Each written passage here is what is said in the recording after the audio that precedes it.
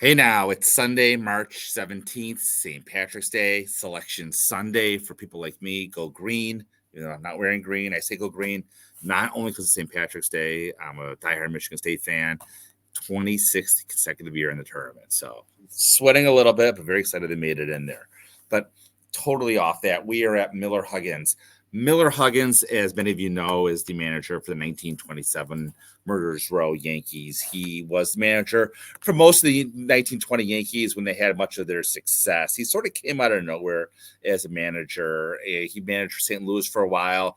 Then they moved to the Yankees, and starting in 1921, the Yankees really found success. They had an amazing run from 1921 to 1928.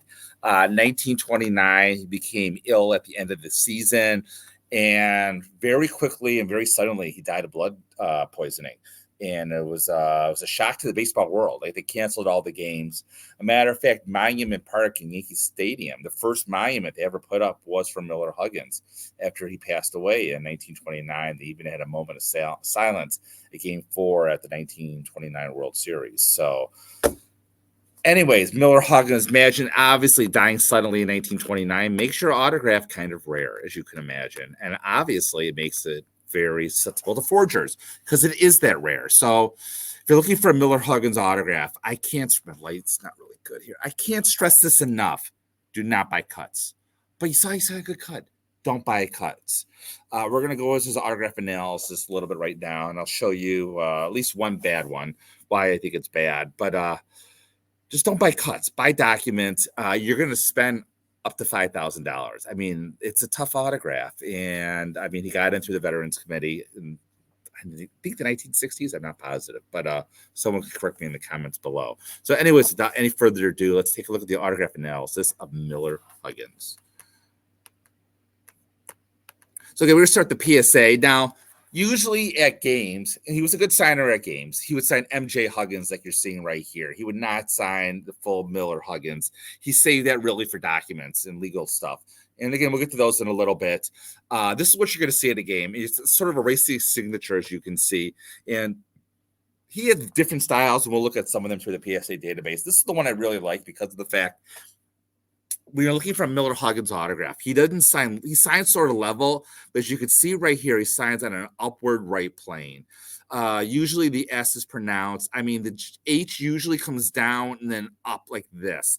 Not always. We're going to look, and the M right here should loop down. This should be the highest point of his autograph. So again, let's look at some more on this. Again, right here, this is I said later in life. I mean, he was only 47 years old in 1925, but you can see right here, this is a kind of unusual Miller Huggins autograph in the sense that usually the Huggins all connected, and the H, as you saw, goes down and connects up. Here it did not. I just don't think this is a good document. I mean, what the good thing is about Huggins that you can tell that's characteristic of him is you can see it's sort of a it's flat plane right here, but it signs on an upward and to the right angle. This is what you want to see from a Miller Huggins autograph generally, even on flats. Now, again, right here, I think this is from the back of an endorsed check. And so, again, not as up and to the right as you want to see, but you still can see it right here if you look closely. It's going up, it comes down, and it goes back up again. Again, this is signed from a document. The M is the highest point of the autograph up here. And again, that's really important right here. And you can see that H comes down and back up. But again, very easy autograph to forge. This one here, again, this is a cut. I'm not a huge fan of it, even though it's on the database. But I mean, the M is the highest point. It loops around and comes down. It's a full Miller James Huggins. What I'm not a fan of is number one, as you can see right here, it sort of comes down right here. It doesn't go up and to the right, which is what I want to see in a Huggins autograph. Number two, we talked about, doesn't go up, down, and up right here. And anything with the cut just scares me, and I know this is a cut. Do I know for sure it's fake? No. Would I buy this autograph if I'm buying a Miller Huggins autograph? Absolutely not. Again, right here, this is more what you want to see.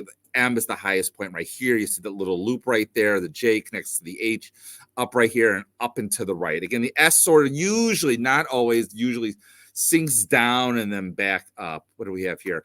Again, this is a stock certificate. I think this was stolen, whole separate issue. You can watch my other videos on that. Again, the M, highest point right here. The H, you see how, again, it goes up. It comes back down, but you can see the up and to the right here. Again, very inconsistent autograph. Again, this is good. The back of a payroll check from New York Yankees. M is the highest point in the autograph. I love the racing J right here. The H, and again, you can see right here it goes up. Now here the G's are separated. We saw another one where they're separated. Again, he's very inconsistent with a lot of this stuff, which is why I don't recommend cuts with Miller Huggins. If you're going to save up that much money for a Miller Huggins autograph, don't be cheap. So, I mean, okay, this is the Miller Huggins that we've seen right here. Now, moving on. Again, this is Heritage. They have a couple of nice ones right here. Again, this is, I'm pretty sure this letter was stolen, to be honest. Again, we talked about the August tournament and everything. Again, but I think the autograph is good. It's a little bit unusual of an autograph for Miller Huggins because of the fact that see how the H, it's tough to see, but it doesn't go up and to the right. But again, this is 1903. This is while he was still a player. And again, I mean, you get more popular in the 1920s. So again, let's look at what else they have with Miller Huggins back here. I saw, let's see, there's this one right here, which sold in 2020. Again, it didn't sell for too high of a price, 1980. I was kind of surprised because it's cut off. I mean, it's tough to see right here. Maybe you can blow it up right here a little bit more. But you can see right here, it's cut up and the letter is cut. That's why I'm really not a fan of this. I don't know what was going on when Miller signed this. Do I think it's fake? No, I think it's real. I think he was with St. Louis at that time with the Browns. So there's no question it's a real autograph. I'm not worried about that as much as the fact that it was cut off. And I think that's why we see the fairly cheap price right here. Now, here's another one coming up right here. This is sold more recently, 1922, and this sold for almost $6,000. And to be honest, I'm not even a fan of this autograph because of the fact that the M is not as high as I like to see. Usually the M starts up here. Usually doesn't sign down here. Usually there's, like I said, it should not be level like this. It should be going up and to the right. I don't see that. I'm really not a fan of this. I think this sold for a very high price. Moving on to Hunt Auctions. This one is actually the autograph I own right here. I'll tell you what I paid for it. I paid less than $2,500. I thought it was a steal. I bought this during COVID. This is what you want to see. So Miller Huggins signed a bunch of these stock documents for the the St. Paul Saints. And he was an owner, and there's a lot of these documents out there. When I say a lot, I'm talking 10 to 20, not a tremendous amount. But again, we go to, let me back up here. This is REA. REA had a couple of them in the last few years. Trying to scroll down so we can find some of them. Like right here, you see these St. Paul Saints clubs. So again, he signed the back of a lot of these stock certificates right here on the back. Not on the front, but on the back right here, Miller J. Huggins. And you get a nice, beautiful autograph when you buy these. Here's one that sold in 2020. Again, this is right when the pandemic was starting. Again, a beautiful autograph. I really like this autograph, Miller J. Huggins. I mean, I'm telling you, it's good. You can even tell right here, and it's tough to see. You see how he signed a little bit above the line. He didn't go right on the line.